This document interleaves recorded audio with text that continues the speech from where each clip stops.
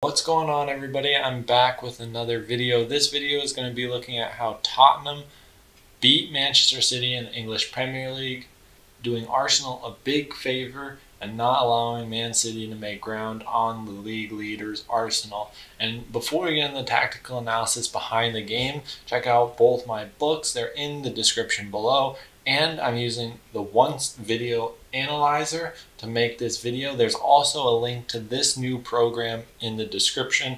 Be sure to check that out. And finally, be sure to check out my new tactics course. All that's in the description. Now let's get right into the tactics behind the video.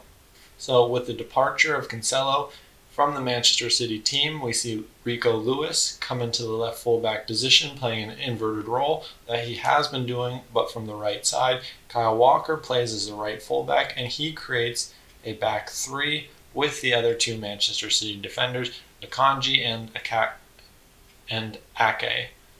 So with Rico Lewis coming into the midfield, Man City looked to create a numerical advantage in the midfield and use both Haaland and Julian Alvarez to pin the three central defenders of Tottenham. But with Tottenham's three central defenders, we have Eric Dyer on our top of our screen here. He would often jump to Bernardo Silva between the lines, and the three central defenders from Spurs would use man orientation to track these players between the lines. So in theory, with Harry Kane jumping to the first line when he would apply pressure, we would have a 3 against 2 against the two holding midfielders of Spurs for Manchester City.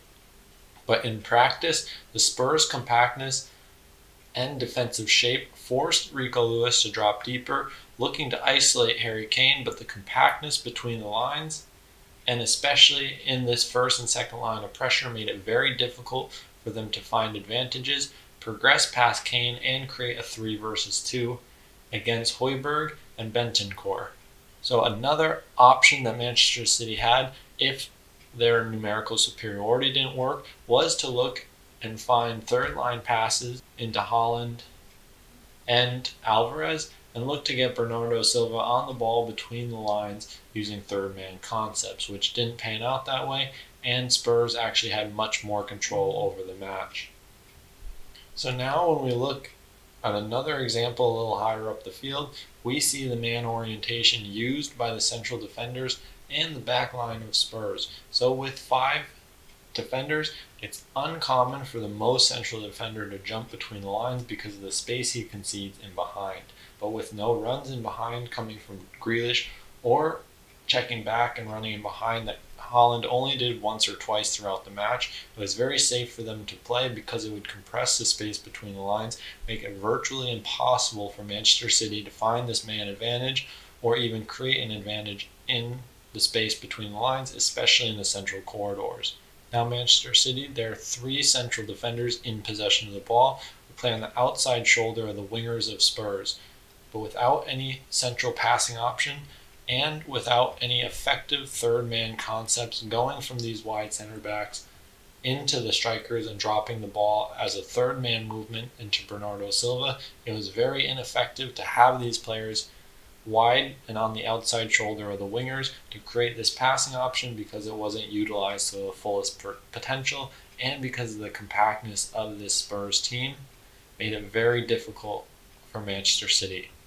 We also see their midfield staggering themselves, playing very horizontally compact, maximizing cover shadows to block passes between the lines, making it very hard to find these key players for Man City, and forcing Rico Lewis to drop deeper outside of the space between the first and second line of pressure, making it even harder for Man City to establish a superiority going forward.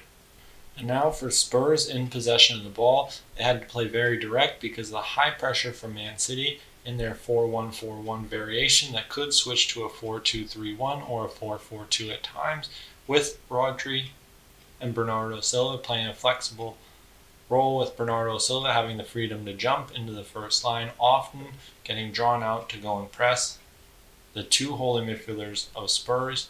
But with Højbjerg jumping in this instant, we don't see him playing higher up in a 4-1-4-1 until the first line of pressure is broken.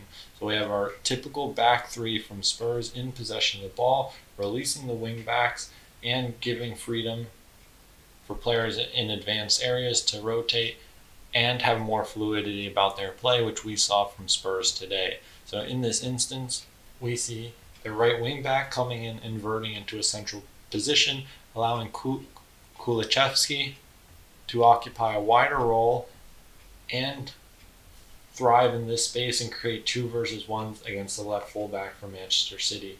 And now for the high press of Man City, we see a large emphasis on players pressing the first line as quickly as possible and jumping, conceding space between the lines that apply this high pressure. So when Spurs did break the first line of pressure from Man City, find diagonal passes either between the lines or more advanced areas, they were able to get into very dangerous situations, especially with Kane dropping deeper between the lines and Son and Kulusevski, as well as the wingbacks joining the attack and making runs in behind.